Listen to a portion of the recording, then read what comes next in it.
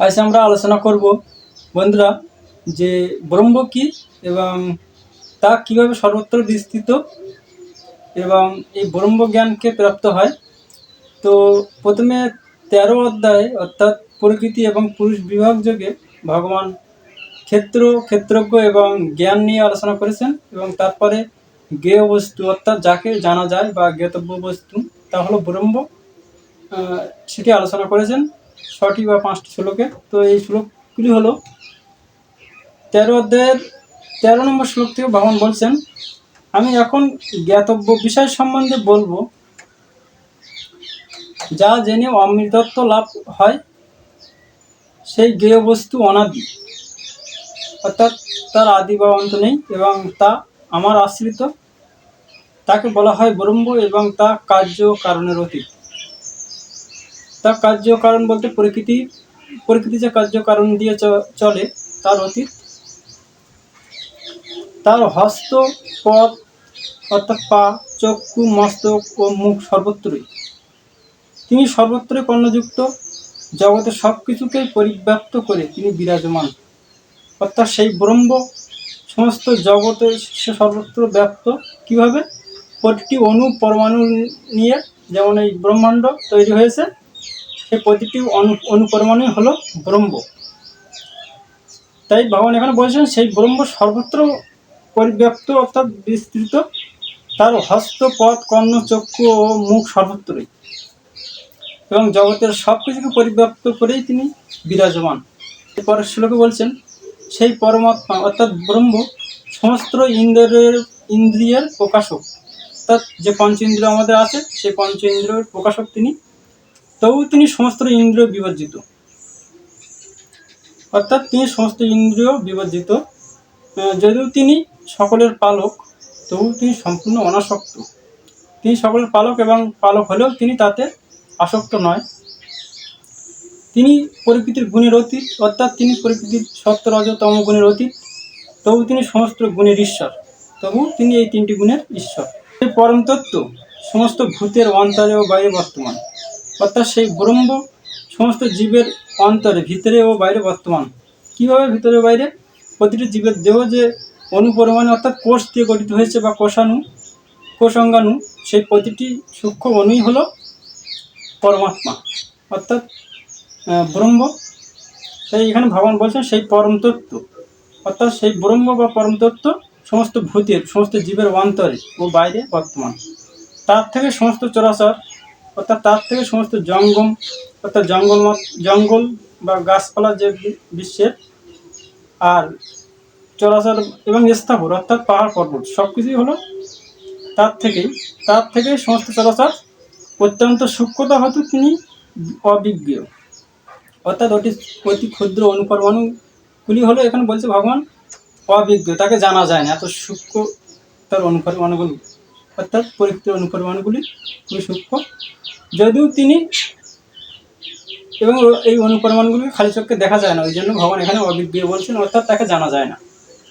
যদিও তিনি বহু দূরে অবস্থিত, অর্থাৎ কিন্তু তবু তিনি সকলের অত্যন্ত নিকটে, অর্থাৎ ভগবান বহু দূরে অবস্থিত তবু সকলের নিকটে, এই অনুপরমাণুগুলির মাধ্যমে সকলের নিকটে অবস্থিত। এই কথা বলছেন ভগবান এখানে। পরের শ্লোক আরও বলছেন, পরমাত্মাকে যদিও সমস্ত ভূতে অর্থাৎ সমস্ত জীবের বিভক্ত রূপে বোধ হয়, অর্থাৎ প্রতিটি জীবের আলাদা আলাদা বোধ হয়, কিন্তু তিনি অবিভক্ত। যদিও তিনি সর্বভূতের পালক, তবু তাকে সংহারকর্তা এবং সৃষ্টিকর্তা বলে জানবে। অর্থাৎ সর্বভূতের তিনি পালক হলেও তাকে সর্বভূতের সংহারকর্তা, অর্থাৎ তাকে সংহার করেন এবং সমস্ত জীবের সৃষ্টিকর্তা বলে জানবে। তিনি সমস্ত জ্যোতিষ্কের পরম জ্যোতি, অর্থাৎ সমস্ত নক্ষত্রের জ্যোতি বা তেজ, এবং তাকে সমস্ত অন্ধকারে অতীত অব্যক্ত স্বরূপ বলা হয়। অর্থাৎ ডার্ক ম্যাটার এবং ডার্ক এনার্জি রূপে যে পৃথিবীর বস্তুগুলি দেখা যায় না 95 ভাগ, সেই অব্যক্ত, তাকে সমস্ত অন্ধকারের অতীত অব্যক্ত স্বরূপ বলা হয়। অর্থাৎ ডার্ক ম্যাটার বা ডার্ক এনার্জি বা যে বস্তুগুলি, কালো বস্তুগুলি আমরা দেখতে পাই না, সেই বস্তুগুলি তিনি, ছোট অনুপরমাণুগুলি। তিনি জ্ঞান, তিনি এই ব্রহ্মাণ্ডের জ্ঞান, তিনি জ্ঞেয় অর্থাৎ তাকে জানা যায় এবং তিনি জ্ঞানগম্য। তিনি সকলের হৃদয়ে অবস্থিত। তো বন্ধুরা, এভাবে ব্রহ্মের বর্ণনা দিলেন, সে ব্রহ্ম কীভাবে অবস্থিত।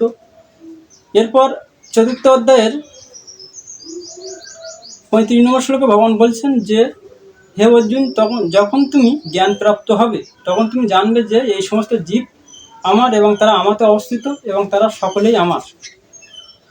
এরপরে 6ম অধ্যায়ের 29 নম্বর শ্লোকে ভগবান আরও বলছেন, প্রকৃত যোগী সর্বভূতে আমাকে দর্শন করেন, অর্থাৎ সমস্ত জীবে আমাকে দর্শন করেন এবং আমাতে সব কিছু দর্শন করেন এবং সব কিছু আমাতে দর্শন করেন, অর্থাৎ এই প্রকৃতি ভগবানে অবস্থিত।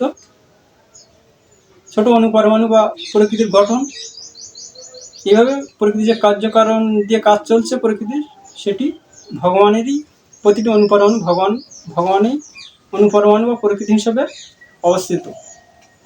আর বলছেন, যোগযুক্ত আত্মা সর্বত্রই আমাকে দর্শন করে। 36 নম্বর শ্লোকে ভগবান আরও বলছেন, যিনি সর্বত্র আমাকে দর্শন করেন এবং আমাতে সমস্ত বস্তু দর্শন করেন, আমি কখনো তার দৃষ্টির অগোচর হই না এবং তিনিও আমার দৃষ্টির অগোচর হন না। 14 অধ্যায়ের 4 নম্বর শ্লোকে ভগবান বলছেন, হে কুন্তী, অর্থাৎ হে কুন্তিপুত্র অর্জুন বা হে সমস্ত মানুষেরা, সকল জনিতে যে সমস্ত মূর্তি প্রকাশিত হয়, অর্থাৎ প্রতিটি প্রজাতিতে যে সমস্ত জীব প্রকাশিত হয়, ব্রহ্মরূপী জনই তাদের জননী স্বরূপ। ব্রহ্মরূপী জনই তাদের জননী, অর্থাৎ এই ব্রহ্মাণ্ড বা প্রতিটি অনুপরমাণুকে ব্রহ্ম বলা হয়। সেই ব্রহ্ম দিয়ে গঠিত প্রতিটি জীব বা ব্রহ্মাণ্ডীয় থেকে উৎপন্ন প্রতিটি জীব। এবং আর বলছেন, আমি তাদের বীজ প্রদানকারী পিতা। আমি তাদের বীজ প্রদান করি, আমি তাদের পিতা। তো বন্ধুরা, এইভাবে ব্রহ্মের বর্ণনা ভগবান এখানে দিয়েছেন। এবং এছাড়া ভগবান আরও বলেছেন, আমি অধিভূত তত্ত্ব 7ম অধ্যায় বা 8ম অধ্যায়ের শুরুতে, অর্থাৎ আমি এই প্রকৃতির সমস্ত প্রকৃতি আমি, তাই একে অধিভূত তত্ত্ব বলা হয়। তো এইভাবে ভগবান